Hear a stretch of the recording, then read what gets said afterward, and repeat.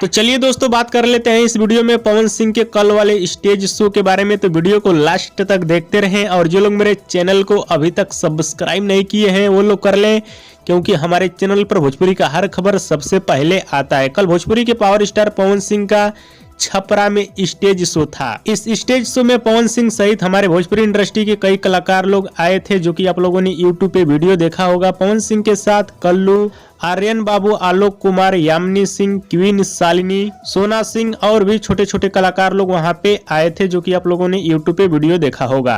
और बड़ा ही शांतिपूर्वक से पवन सिंह का छपरा वाला स्टेज शो खत्म हुआ। और अब चलिए आप सभी को बता देता हूँ पवन सिंह यामिनी सिंह को लेकर मंच पे क्या कुछ बोले हैं। पवन सिंह बोलते हैं कि ये लड़की मेरे साथ गुंडई कर चुकी है, याद है ना आप सभी को। बट कोई बात नहीं है, बहुत ही अच्छी एक्ट्रेस हैं, बहुत ही सुंदर हैं। पवन सिंह तारीफ करते हैं यामिनी सिंह का। फिर उसके बाद हंसी मजाक होता है, गाना बजाना शुरू हो जाता है, जो कि आप लोगों ने यूट्यूब पे बहुत सारा वीडियो देखा होगा।